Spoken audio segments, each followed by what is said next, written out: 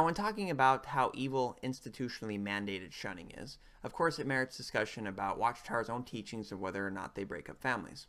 Now, of course, when you ask any Jehovah's Witnesses, they're never going to admit that Watchtower breaks up families. In fact, if you go on their website on jw.org, I think they even have a frequently asked question, do Jehovah's Witnesses break up families?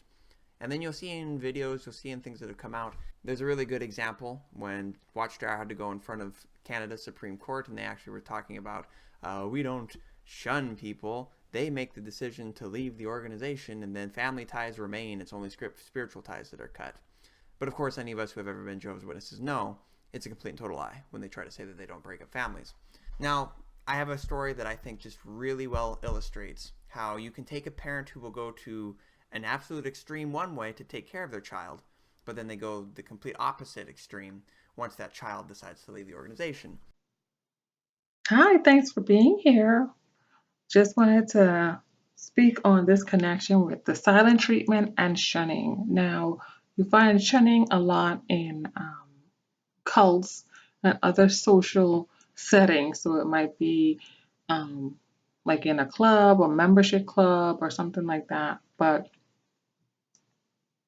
it's almost like a supercell of the silent treatment. These people who all have this hive mindset or this hive mentality, um, they act like a mob, right? So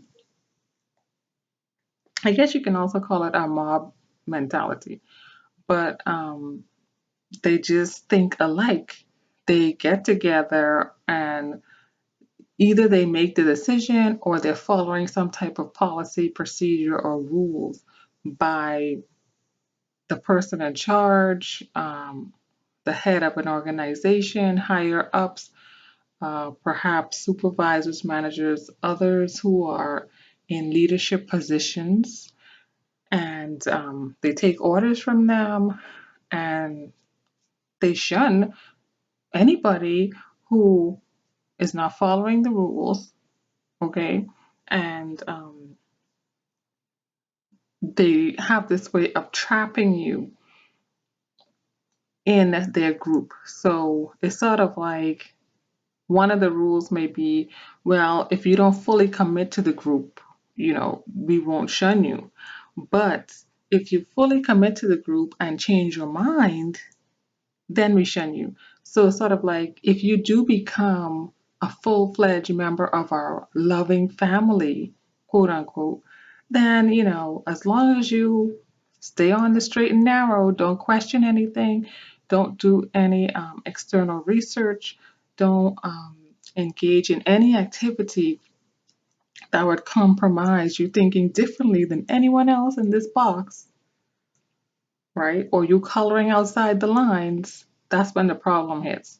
And if you decide not to become a member of this loving family, quote unquote, I'm being sarcastic here, uh, and you decide to just kind of hang around the peripheral of this family or organization or group and just kind of probably associate with them or dip or dabble in some of their practices but not fully commit, they don't necessarily embrace you completely. So they kind of give you sort of like a one shoulder, or they're a little bit more cool with you, lukewarm with you, but not, they're not necessarily inviting you to the big events or if any events at all. Like you won't have the special privileges. You will have special privileges if you fully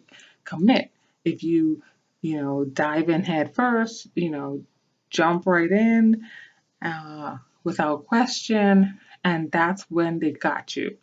That's when, these narcissistically controlled types of organizations, cliques, groups, clubs, that's when they have you, or, cults and the like.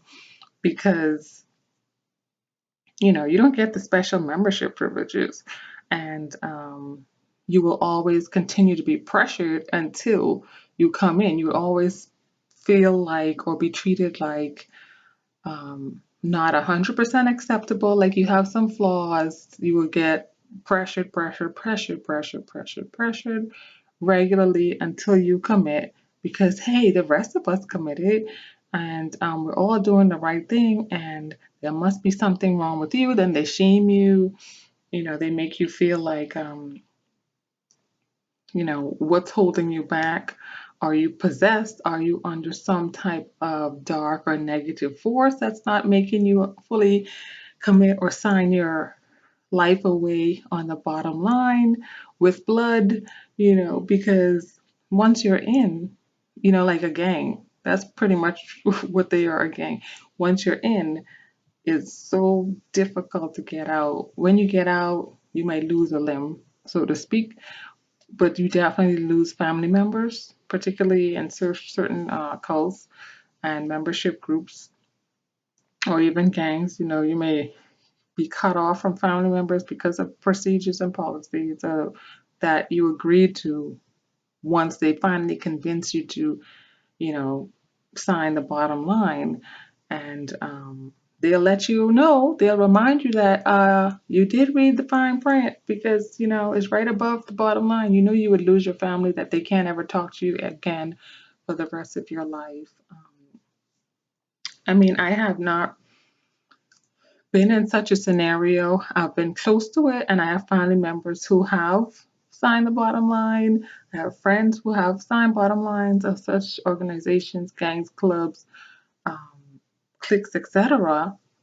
And I see the result of it. Even if you disagree, even if you change your mind, which as a human being, who is in their right mind, who is adult, who is sane, um, you know, with all their mental faculties intact, even a child has the right, the innate right, right, the natural right to change their mind if something makes them feel uncomfortable, if they have a new perspective, hey, they just want to do something different, you know, that's their innate right. As long as not, breaking the law or hurting anyone else, that's their right. So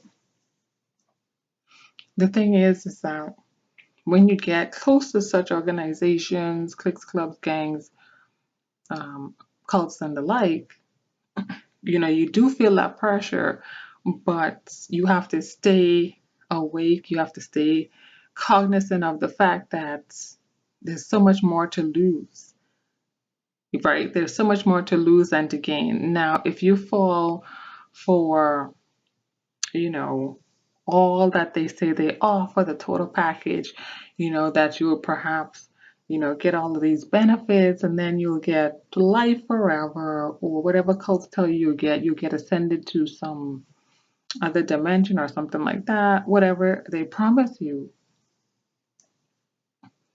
Is that worth, your sanity, your family, and your freedom?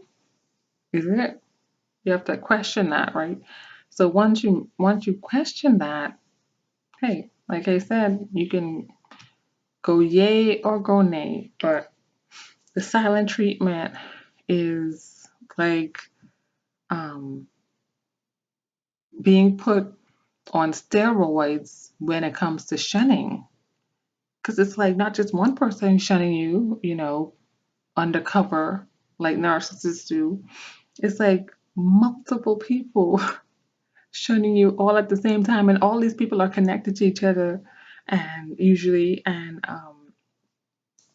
they can talk about you. They target you all together, and that's the way, that's the way it works. They excommunicate you, they kick you out of the group, and even if it's like a career at a workplace, you could still work there and still have to face the shunning, like not being talked to because you are not allowing them to bust down your boundaries or walk all over you or control you like a puppet, whatever they need to do. That's the way these people operate. And I just find that so interesting and something that needs to be addressed, spotlighted, and talked about because It's a big deal. It's a serious thing. There are repercussions to treating people this way. They are human beings, but they treat you like you're dead. They treat you like you're no longer a living entity. They would see you literally on the street. So I've heard and I've actually witnessed other people have to endure that. And they would literally walk by you. Somebody who you may have spoke to yesterday, went to lunch with, um, had, vacations with and went on trips with your families all together, even spouses, even children, adult children, small children. If you change your mind, they would excommunicate you, shun you, and it's like, didn't we just spend a whole summer together and now, you know, months later, weeks later, whatever, we're not talking. Even spouses, we're not talking. We have to like, what now? We have to like, what now? Break up, divorce, or they shun children. It's just crazy. It's just weird and almost seems unearthly. So, whatever the force that's, existing in these groups that just have them all not thinking for themselves, but adhering to these policies, procedures, it's just, it's just evil. Okay. And basically the people who you feel like cared about you, you realize they really didn't. They really didn't love you. Real, genuine, sincere love does not act that way. Okay? I feel like love is an action. You can say it all day long. You could say it for 20 years, but if you don't behave that way, technically it's not love. That's how I feel. That's how I see it. And these people do not treat you like they care. They love bomb you. That's how they got you in the door. That's probably also how they got you to sign, all the paperwork you need to sign to seal the deal. They love bomb you and then they nitpick at you. They begin to value you, your family. Um, they begin to move the goalposts, increase the expectations, blah, blah, blah. And then when you change your mind, well, you can't do that. Okay?